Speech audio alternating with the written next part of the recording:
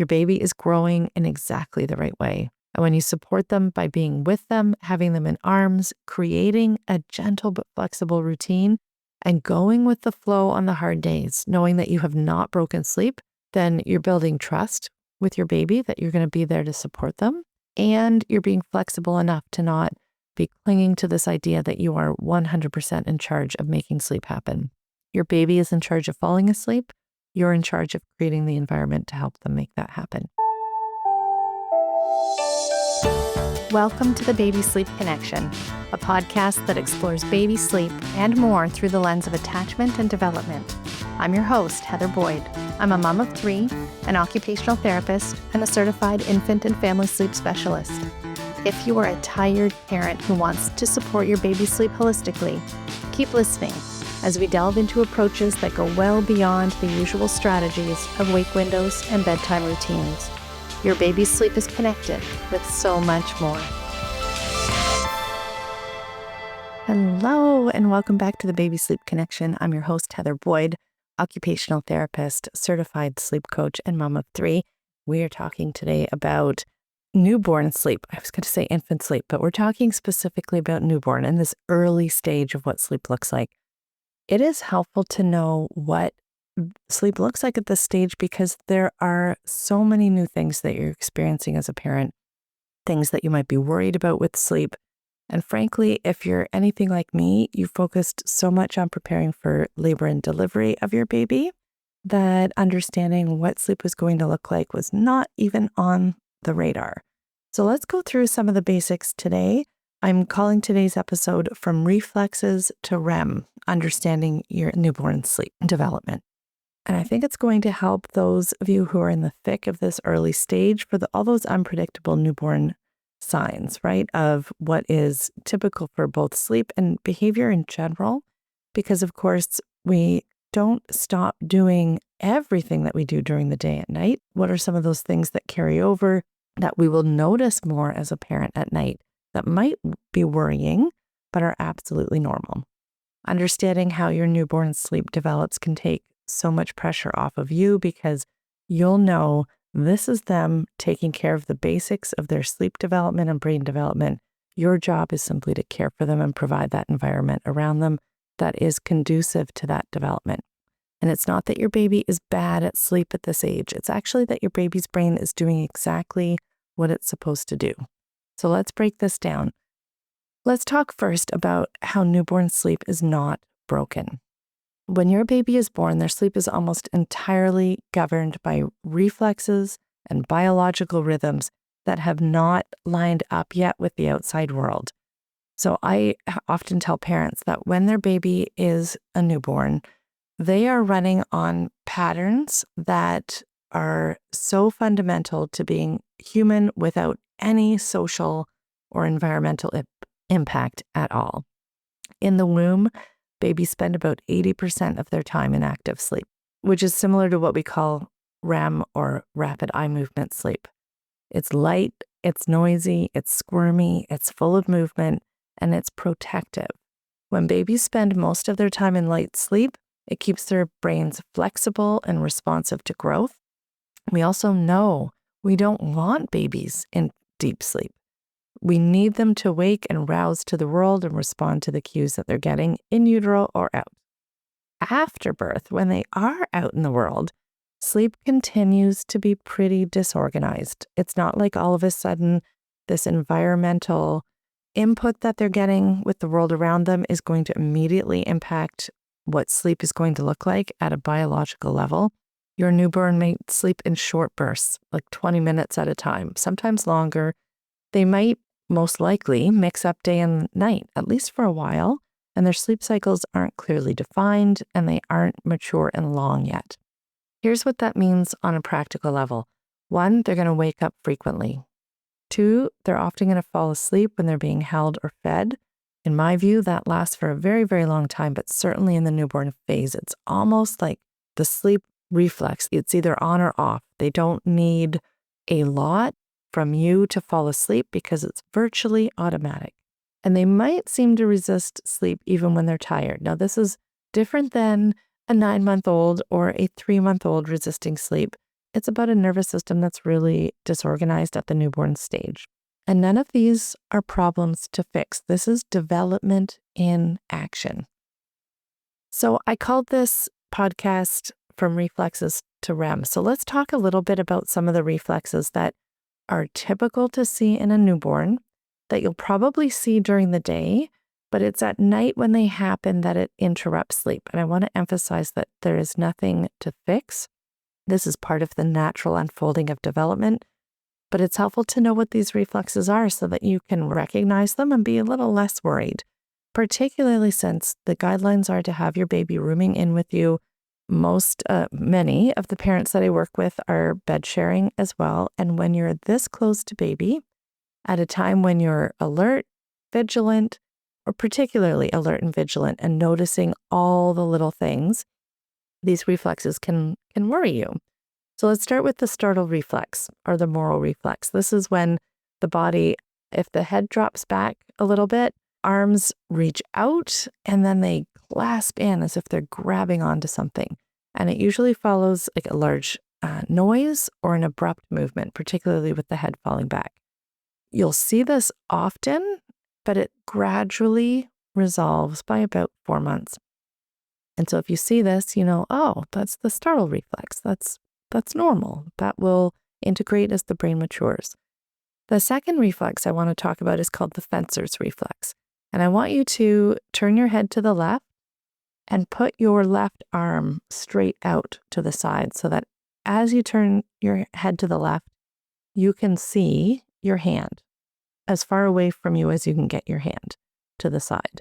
And then with your right hand, I want you to put it up by your chin or up on your jawline.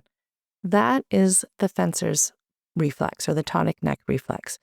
It is what allows babies to be able to start looking at their hands, that hand regard. They can't do it in the center, in the middle yet, and their hands are far too close. But with that fencer's reflex, their hand reaches way out. They're able to regard it or look at it, and then the opposite hand comes close.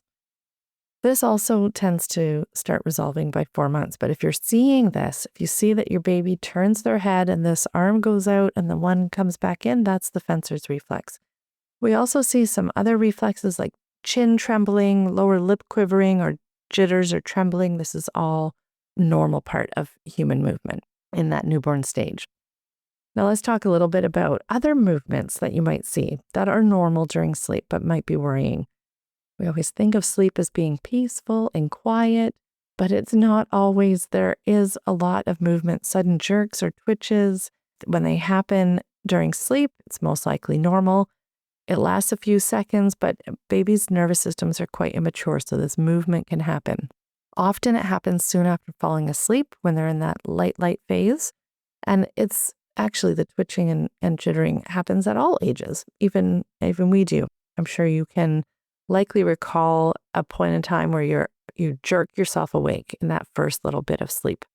Let's talk also about noises, of course, because I think one of the things I remember most about the newborn phase is just how noisy they were. Throat noises, nasally noises, coughing, sneezing, gurgling noises of, milk as they breathe in and out, and there's saliva that they're learning to swallow more often and learning to clear. It can all feel so unsettling when you hear all these noises. And I haven't even mentioned all the gurgling that's going on in their gut as well. Those little bellies that are learning how to digest food that they didn't have to figure out when they were in utero.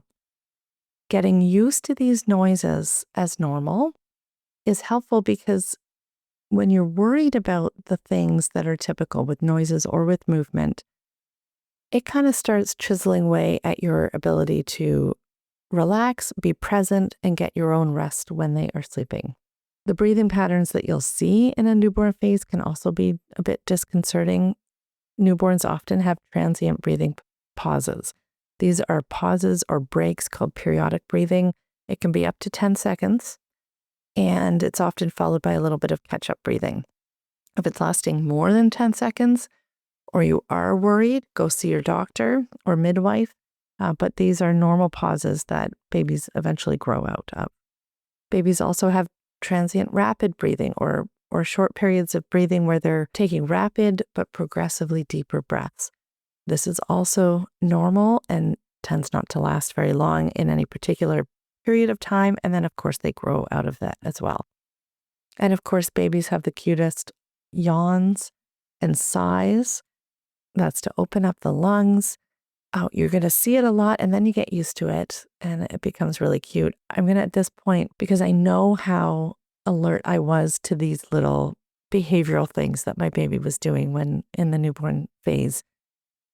One of the interviewees that I had quite a while ago, Dr. Gator, Dr. Joel Warsh, his book, Parenting at Your Child's Pace, talks a lot about how much of what we see of babies is normal. And that one of his main jobs as a pediatrician is telling parents it's normal and identifying in those rare cases when it's not. So it was a reassuring book even for me to read in preparation for that interview. I'll link it in the notes below. The book reminded me of the times that I was like, is this normal? Is it not? Most of the time, it's normal. If it's not, or you're worried about it, talk to someone who can give you a clear answer that this is normal development, or proceed with identifying what's going on if it's not. We're also, of course, hearing burps and belches. We're hearing swallowed air because they're trying to figure out how to manage milk coming into their mouth, moving it through to the back of the mouth, swallowing it. It's hard work. They haven't done it before, so it's going to take a while. Gurgling and growling noises, which can be, again, at first uncomfortable, and you're curious about whether it's normal, but it is. Hiccups as well. Cute little baby hiccups. Unless they're in pain or discomfort, it's usually pretty transient. So let's talk a little bit now about the actual sleep. Now that you've got the noises and the movement that's normal at the newborn stage under your belt, let's talk about how sleep is going to start taking shape. So newborn sleep at first is all over the map. There's no day or night. There's no long sleep patterns, but something does shift around the 2 to 4 month mark. Your baby begins to develop more distinct sleep cycles. This means there's periods of discrete time when they're asleep, and they're alternating between light sleep and deep sleep in more predictable patterns. And they also have more periods of wakefulness. So instead of it just being this kind of long day of mainly sleeping with very short bouts of wakefulness, you get really clear sleep and then really clear periods where they're awake and alert and taking in what's around them in the world. I've heard, of course, most likely the infamous sleep regression at 4 months. Although research doesn't back it up, parents often report that sleep gets really tricky at this point. Whether or not research ever really hammers out whether this is happening or not, if you're noticing it, you're not the only one. There are many parents that are feeling that sleep gets to be a struggle. I feel like this is a stage where kiddos are moving from reflexive sleep, like autopilot sleep, where nothing really in particular has to be done to help them into sleep. Feeding tends to work like a charm, but then you get to this period where sleep isn't as automatic. It's not a regression, it's actually a progression of their nervous system development. The brain is beginning to produce melatonin, so that's the sleepy hormone in response to darkness. Baby's circadian rhythm is starting to sync to the 24-hour clock. This is especially true of babies born at this point in the year, in May and June and July, when the days are long. Winter babies and babies that are further away from the equator take longer to get that, but that is okay. It takes time because part of what is shaping this is the environment. Babies will start having periods that are longer awake, which is great because now you can start interacting and talking with your baby more. But unlike adults, of course, babies need help linking the sleep cycles that they have. And this is going to take a long time.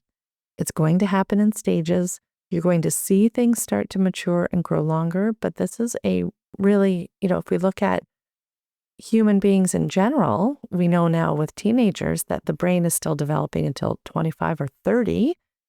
Newborn babies are the same in terms of these stages of development. Getting to mature sleep is a 3-year process, but you're going to see some beautiful changes happening quite early on. Just the full picture is going to take some time.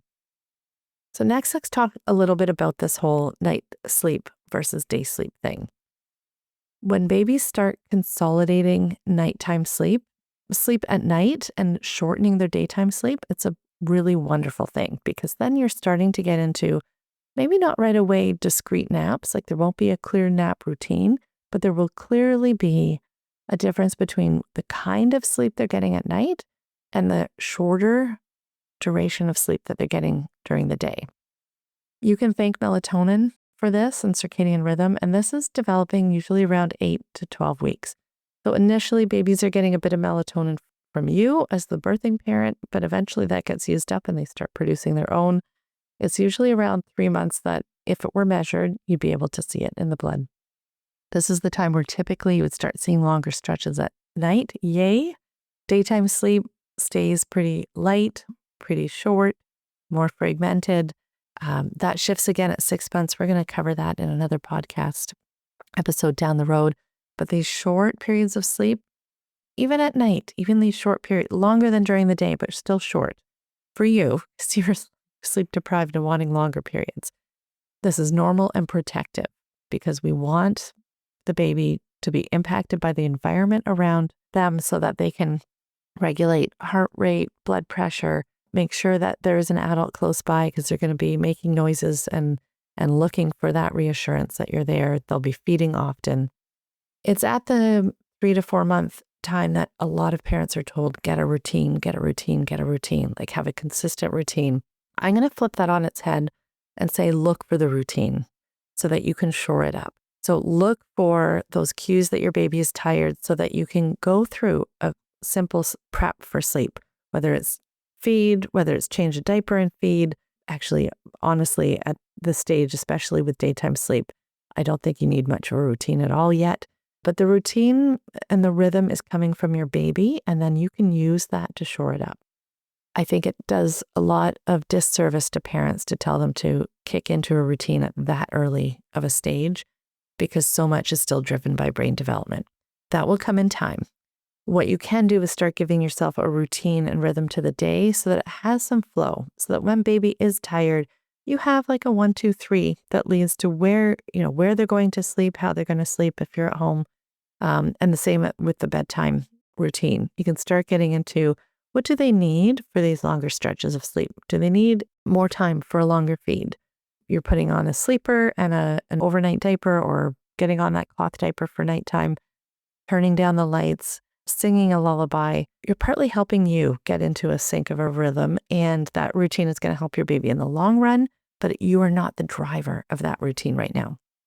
Okay, let's talk. This last little bit that I want to talk about is how to support your baby through sleep transitions between wake and sleep so that you can support this natural emerging of sleep development that is happening. Few gentle suggestions right off the top. And I know I've covered this in one way or another, but this is so valuable for letting go of the stress and worry that you might be having over whether you should be doing more to make sleep look better. I want to start with this idea of normalizing what's normal. It is normal to have frequent wakings. It's normal to have short naps. It's normal to have light sleep. These are not problems to solve. Second, you can create a calming routine that just allows you to have some flow to the day first. Start with you. Start with the routine that supports your sleep, your rhythm to the day. I always think of it as like bookends to the day, like a way to start the day, a way to finish the day, and also small little steps that help you prepare for the next stage, whether it's a nap, whether it's bedtime, whether it's going out. These simple pre-sleep rituals or rituals and routines that you have during the day, even if they're as simple as just dimming lights and a little snuggle and a song, do help you have the structure that can help your day and night feel better. And eventually this will work into a consistent routine that your baby will recognize as well down the road. I want to point out as well that respecting your baby's cues is really valuable. Looking for those tired signs.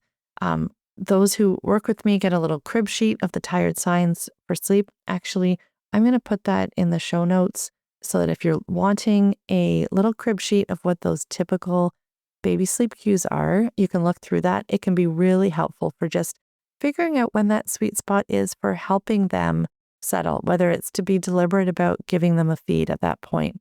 whether it's to move away from a noisy environment or a bright environment. Not so much in the first couple months, because again, it's auto sleep almost no matter where babies are, but watching for those sleepy signs and adjusting what you're able to give your baby in their environment to make it a little easier to fall asleep and a little easier to get into that rhythm or routine that's going to get stronger over time. I'll also say that using motion and contact are really useful strategies. Rocking, there's a reason we all rock babies. It is soothing for the nervous system. Being in arms and feeling secure in your arms certainly makes smoother transitions too. And it's not developing a bad habit. It's actually giving babies what they've always gotten in the evolution of human history. But also be flexible. Sleep isn't linear. It's going to have good and bad, easy and hard parts. One week, sleep is going to feel really predictable. And the next week, you're going to wonder what the heck happened. This is normal. And that can happen during the day too. One nap is really easy and clear. And the next, they're fighting sleep and awake for longer than you think. Doesn't mean you've done anything wrong. It doesn't mean there's anything to fix. Going with the flow and going back to the basics of offering sleep when they're showing tired signs, creating an environment that makes it easy to have sleep, and developing or shoring up those emerging routines and rhythms. So to wrap up, newborn sleep is a bit wonky, really wonky. And when we know that it is going to be wonky and a little bit wild, we know that these noises and these movements are going to be a little while before they settle in, and that sleep is not going to be predictable. We can let go of trying to make it look a certain way. Your job is not to make clear naps or nighttime right off the get-go.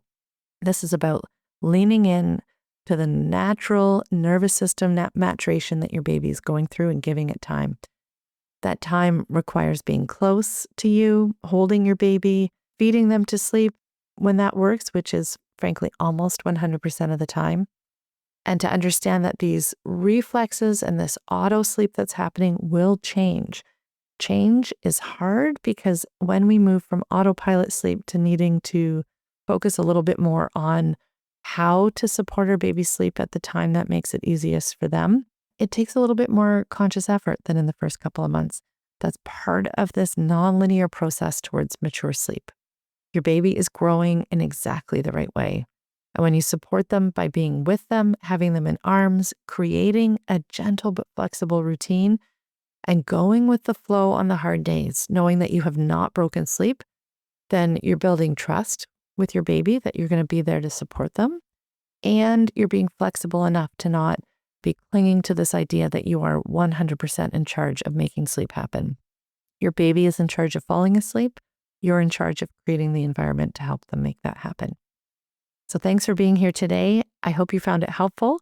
Reach out and look in the show notes for that handout on baby sleep cues.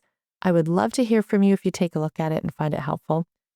If you're ready for more support, reach out to me. There are two main ways to do that. One is one-on-one with me, and the other is in my Confident and Connected Baby Sleep program, which right now is having a 2-month trial. So if you're interested in a short-term kind of test out how group coaching works, which is parents are always surprised about how much tailored sleep support they get in this group, then reach out. Let's talk. We can book a call and have a talk about that. Until next time, be gentle with yourself. Know that this is a process, and I think you're doing an amazing job. Bye for now. Thank you for joining me on this episode. I do hope that you found the information and perspectives in this podcast episode helpful to you as you navigate your baby's sleep development. Of course, this podcast provides general information, and it isn't tailored to your family's reality or the specific needs of your baby. If you're concerned about your baby's sleep or health, be sure to reach out to your healthcare provider. If you're feeling exhausted and overwhelmed and you need a place to feel nurtured and reassured, you can find me on Instagram at familysleep.ca. Until next episode, look for the connections that support you and your baby.